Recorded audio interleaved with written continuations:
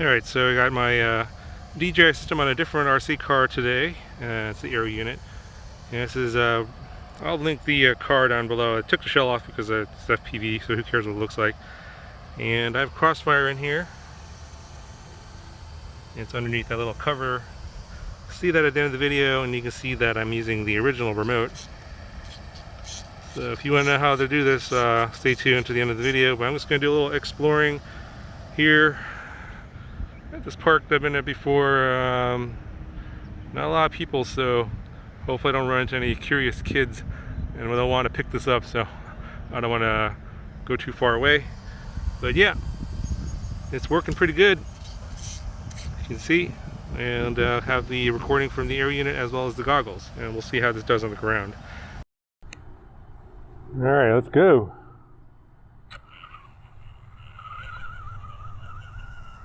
Oh, it's a bit more bumpy.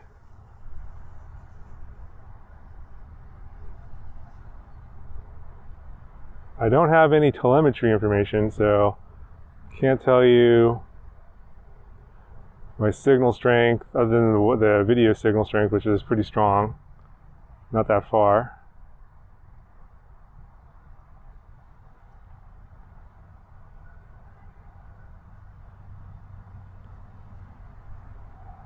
Yeah, I guess I would need to do GPS and a flight controller, and then I don't even have battery voltage from the car. I'm just going kind of straight away from me here, and oh, I'm already getting some breakup in the video. No problem with the control link. Okay, this is kind of what I expected. I'm really low to the ground, so you know, there's a lot of ground clutter interference from the video side. But I just wanted to see how this system would do. Get on some smoother ground here. Maybe I'll get up a little higher. Maybe I might be a little low. I'm 2 bars video right now. No problem with control. Okay, 3 bars of video. 30 megabits, 50 megabits. It's kind of bouncing up and down.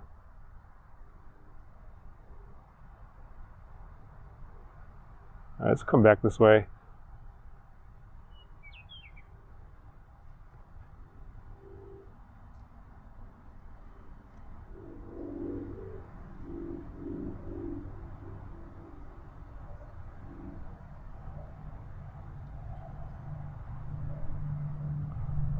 Let's try and stay in the hill here, and I think that video is a little bit better. Yeah, 50 megabits here. Maybe it's down there is a little bit below my line of sight.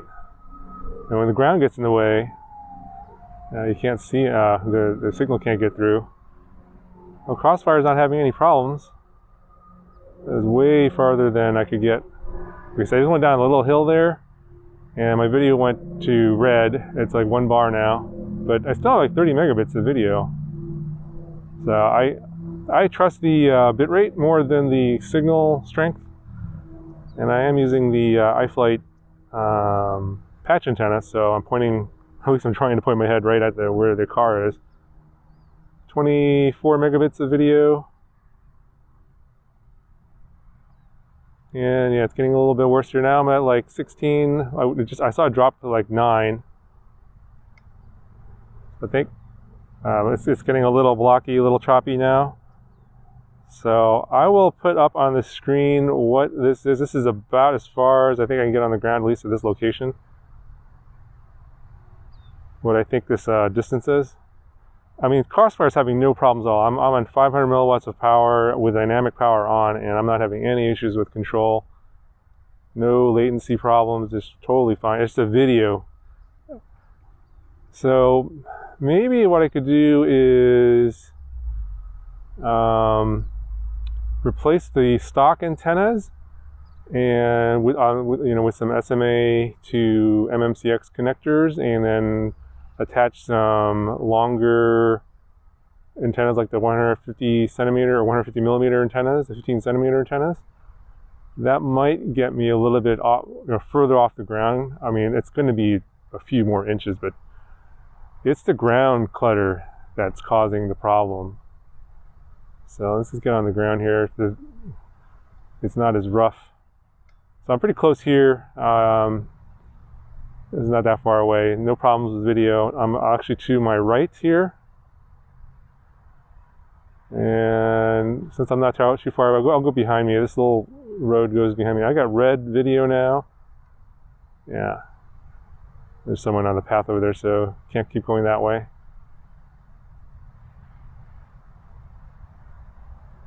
Oh, the grass is very bumpy. You can hear it. You can kind of hear it. It's behind me now. You can see me there.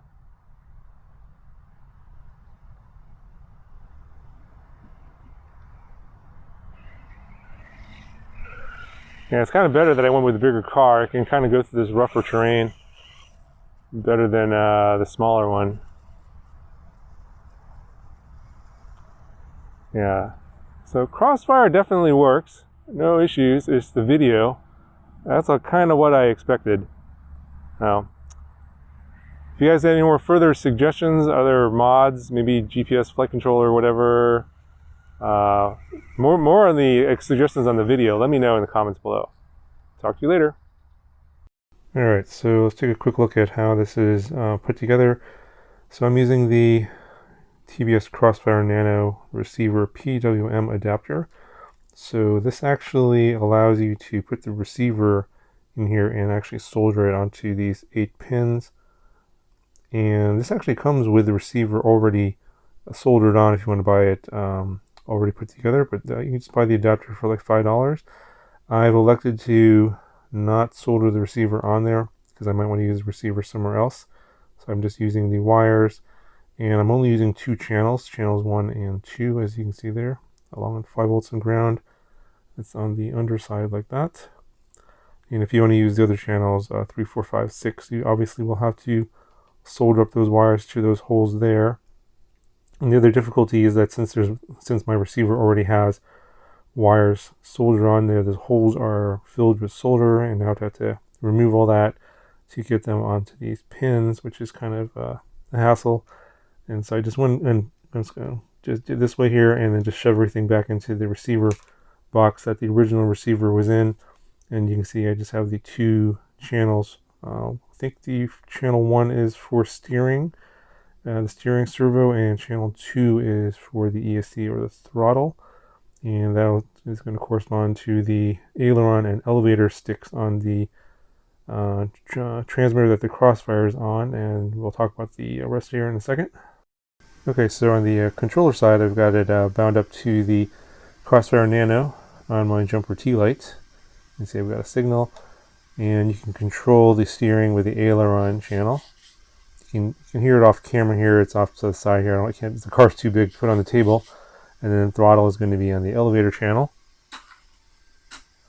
So basically, forward is pushing it forward, and then reverse is pushing the stick backwards, because it is a reversing ESC. So when the channel is in the middle, that's when it's going to be neutral, and you're going to have basically the car is not going to be moving at all. And then on the setup side here, we have to go into the Crossfire configuration. And for the Nano receiver, you want to change the output on channels 1 and 2. So normally output 1 and 2 on a multi-rotor would be like Crossfire TX and Crossfire RX, but we're running PWM here, so we just want to run the channels 1 and 2, which is the aileron and elevator channels, directly to the receiver over PWM. And those will just be output via PWM if you change it to channel 1 and 2.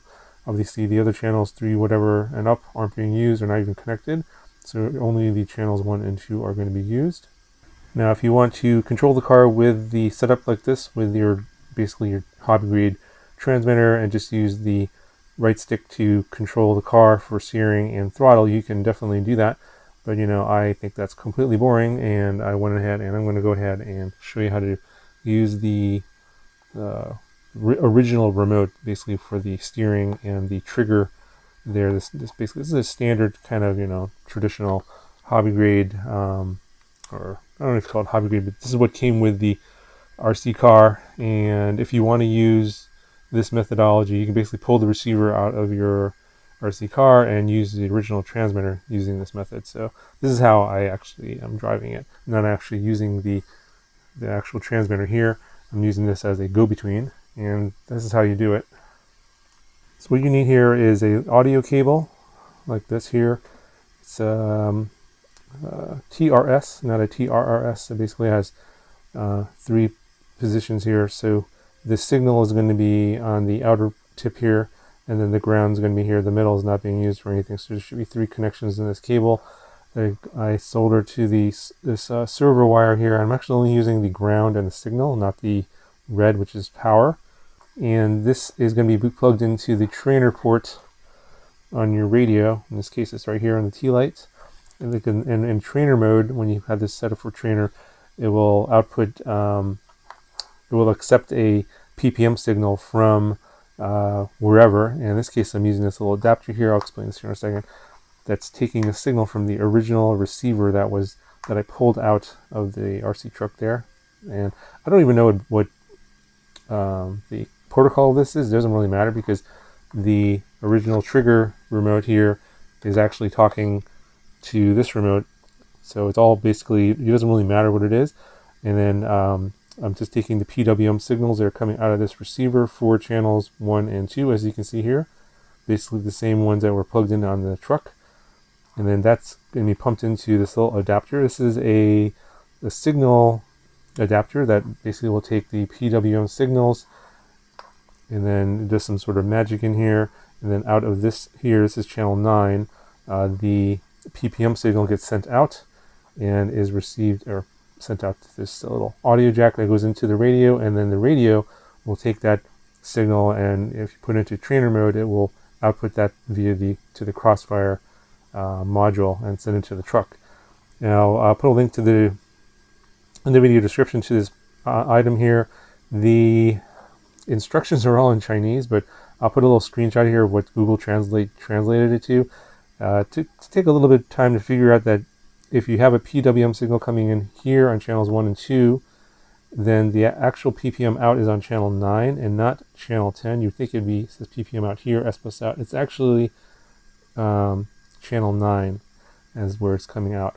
And then you need some way to power all this. It requires, obviously the receiver needs 5 volts. So I just have a little battery here that outputs 5 volts, and you got a 9-inch polarity. The ground's on the bottom there. And I just power it off of this channel here, channel 10. And once you have a bind, you should have a solid light here on the receiver.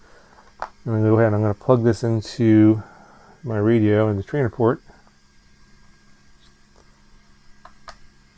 Okay, so on my model here, you've got to go to the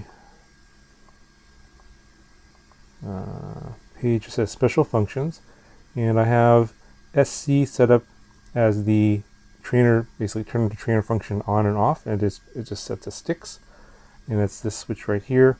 So when I activate this, then the trigger remote will be active, and then this transmitter becomes inactive.